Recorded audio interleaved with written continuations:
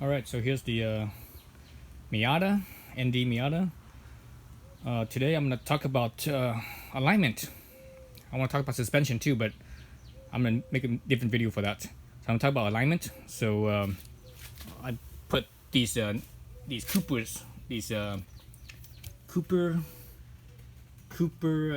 what is it? Cooper Xeon RS3 S in recently, back in March, about a month ago.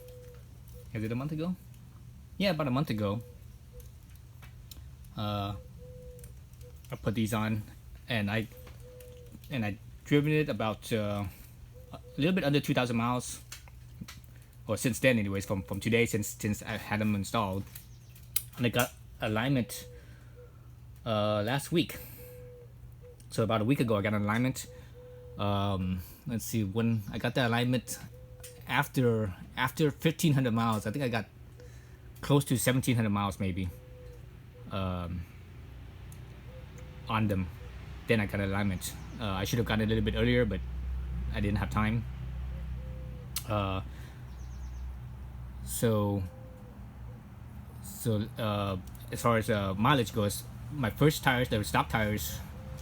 I had factory alignment, factory suspension for the most part, and those tires lasted me 9,000 miles. I think I didn't do anything to suspension until about 6,000 or 7,000 miles.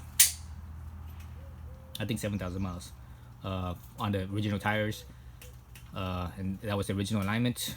And when I did suspension work, I didn't mess with the alignment. I left it as is, so it was so basically it was screwed up. So at 9,000 miles, I got my second set of tires. So those were the Michelin 4S's, Pilot Sport 4S's. And those lasted me about 8,000 miles. So 9 plus 8 is 17. So basically I got these tires on here around 17,000 miles, and now I have 18 something, a little bit under 19,000 miles. So basically, less than 2,000 miles now. So when I got these, let's go back to the second set of tires. When I got the second set of tires, by the time that I got the second set of tires, I got my Öhlins on already. I got my Öhlins on, and I drove that around for a few hundred miles, maybe 500 miles. Then I got alignment on that, and when I got alignment on that, it was a sportier alignment. I wanted basically back road mountain driving only. My suspension is not necessarily set for track or autocross or anything like that. It's basically my main focus for this car is back roads, mountain driving, twisties, canyons. So got alignment set for that, but the alignment wear on it I didn't like. After 8,000 miles and I had to replace the tires, I didn't like the alignment wear. So let's look at that real fast. Here are my Pilot Sport 4S, and let's look at the tire wear. So this tire was the one that was the most worn out compared to all the geez, the lighting on here. It's kind of bad. I can't see nothing. It's too much light, direct light. Okay, this might be better. So the tire wear, this tire wore out more than the other ones, just a little bit. This basically ended up, I did rotate the tires once. I think a little bit too late, but anyways, this ended up being the front driver's side tires. And if you look at the tire wear, the inside of the tire, the cords are showing, and I didn't even realize this until I took the wheel off. I was like, holy shit. Because I never, when I was checking the tire wear, I didn't turn the steering wheel, left it straight, so I didn't really look all the way in. So I just look at the about here only, or that's all I saw. I didn't really see this end. So I'm like, oh, okay, it's it's going unevenly. I'm like, at the wear bar, I should maybe I might have like another 500 miles because of how deeper this side is. But then I finally said, let me just change it, because this side has gotten to the wear bar and some. It's not bald yet, but it's pretty close. So I was like, oh, let me just do it. When I finally took this off, I saw the tire wear. And you look at the tire wear on here, there's quite a bit. I think personally, I think there's still a good amount of tread left on this 2 auto blocks here. So I was looking at my alignment, after I got these tires on here, and I look at the before and after alignment, and this is the before. So basically this is that alignment I got before. You look at the cambers. I mean, this is not the original numbers when I got the alignment, because because after you drive for 8,000 miles, the alignment numbers get tweaked, especially if you hit potholes and you're on rough roads and stuff. And I drive on very rough roads, because back roads are usually pretty rough. And sometimes when I do a little day trip or whatever, I like to explore different roads. And I've been on roads where the asphalt was so broken up, where it was basically like a gravel road almost. And when I drive through there, I'm going at full speeds. I'm going at 60, 70, 80 miles an hour, and that's like, and I could hear all the rocks kicking up in the wheel well on the bottom of the car and all that stuff. But I'm just still pretty much going full speed, so that will throw your alignment numbers off as well over time. So let's look at the numbers here. So they're kind of off. So there's the front, the before numbers, right? 1.5 in the front, 1.8 in the back. The rear numbers, 1.4, 1.9. The reason why the front has less negative camber than the passenger, excuse me, the driver's side has less negative versus the passenger side, is because when I did this alignment, I did it as a performance alignment. So that shop that I did it at was it's a performance shop. They put weights in the driver's seat. That's that's basically my weight, equal to my weight. So they aligned it with that in there. So basically, as if I was sitting in there. So that's why these numbers are or less. If I was to sit on this side, these numbers will be more closer to these numbers over here. But when this was done, this check right here was done, there was no weight in here at all. So that's why these numbers are less. Okay. So otherwise, if I was, the weight was in here, these numbers should be closer to these numbers. So anyway, so this is the before numbers, right? And this is basically what it gave me. So when I took this off of the solid, I'm like, Jesus, man. I felt like, I'm the type of guy that when I spend money, and I tend to buy nicer things, because I prefer higher quality stuff, and higher quality stuff tends to be more expensive. But whatever the case, whenever I spend money, I like to feel like I get my money's worth out of things. I like to use them, really use them really a lot, and sometimes beat the shit out of them, because if I don't do that, I feel like I didn't get my money's worth. So that's why I went so far with the tire wear here. Usually, when you get to the wear bar, you should change it, but I went beyond the wear bar. Probably this feels like less than half the wear bar right here. Yeah, it feels like less than half. But anyways, because of the tire wear on here like this, I felt like, man, I didn't get my money's worth out of these tires. I felt like if my alignment had less camber, this would be more even wear, so there would be less wear on this side and more wear on this side, and I could still get. I have a feeling that I could probably get possibly another 1,000 miles out of these tires if it had more even tire wear. So with that in mind, when I got these Coopers here, I went back to the factory alignment. So this is the factory alignment for the most part. So let's look at them. Right. Not much camber at all in the front. I didn't realize that. I didn't realize the factory alignment hardly had any camber in the front, whereas the rear had much more. Or not, I wouldn't say much more, but more. In the rear, and the toe slightly in, which is good. So I like this number here, and I probably like this number too. I might, maybe on my third alignment, I might possibly do less camber here, even maybe even down to -1 instead of 1.3. And here I might do a little bit more, maybe -1.3 or -1.2. But for the most part, that's my current alignment numbers. So I wanted to go back to factory because I wanted to see how it wears compared to the previous alignment. So basically, I'm gonna be using these tires with the factory alignment, or closer to factory spec target alignment, and see how this wears. But so far, I could tell that it has a little bit more even wear, and how I could tell it's right here at the edge of the tire. Let's look at the edge here. So if you look at the edge here, you see that there's this section all the way up to about let's see, all the way up to about right here, you know, from my fingertip, nail tip right there, and inwards, you see how it's lighter. Then you see this part right here where it's like there's a little half inch or so where it's a little bit darker. So the reason why it looks like that is because of the alignment, because of that camber, you know, that negative camber in there. So when I'm rolling straight in my driveway and parking it, this part, this lighter part is the part that touches the pavement, and this little edge right here doesn't touch the pavement. When the car is going straight in a straight line, basically. So that tells me that, you know, that's from the negative camber. But if you look at on where the dark part is, and also you see this edge here. So this is the edge where it basically wears, where it has wear.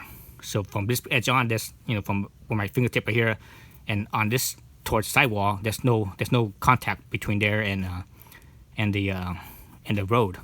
So this dark section over here has a little bit of wear. So that wear comes from cornering. So when I'm cornering, it will, you know, the tire will kind of roll over a little bit, flex a little bit, and it will get to this edge here, right? So this is pretty small with this alignment, and the front, since the front has less negative camber, is smaller. The rear actually is just a little bit bigger, by maybe 2 or 3 millimeters bigger, because it has more camber, more negative camber. But if I compare that to the previous tire where I had more negative camber, and I could actually see where this, on a straight line where it touches and the edge doesn't touch on a straight line, it's, instead of being out right here, it's like all the way out, like all the way over here. So basically you have this, you know, inch plus part of thread that doesn't touch the pavement at all when you go in a straight line, right? So that's the case of what I have here on this tire, and you really can't see that anymore. You could actually still see it. I could actually see it. I'm not sure if you guys could see it. I think you guys can if you look really carefully. If you look really carefully, you see that, like a line right here. See this line right here that goes along that edge. Let's see. Man, can't tell if I can see it on the screen on my phone or not. But anyway, there's like a little very faint line that you see sort of go along right here. So that's where it touches. So from this point here inwards is where it touches on a straight line. And this, you know, this whole, man, this is like over an inch, a little bit over an inch, maybe an inch and a quarter or inch and an eighth. Part right here doesn't touch at all when I'm going straight. It only touches when I'm cornering. So so that's why my outside here doesn't get as worn as much, because of the camber. So I didn't like that. So I wanted it to be more flat or more even. So so this is obviously the second tire, and I won't know the results.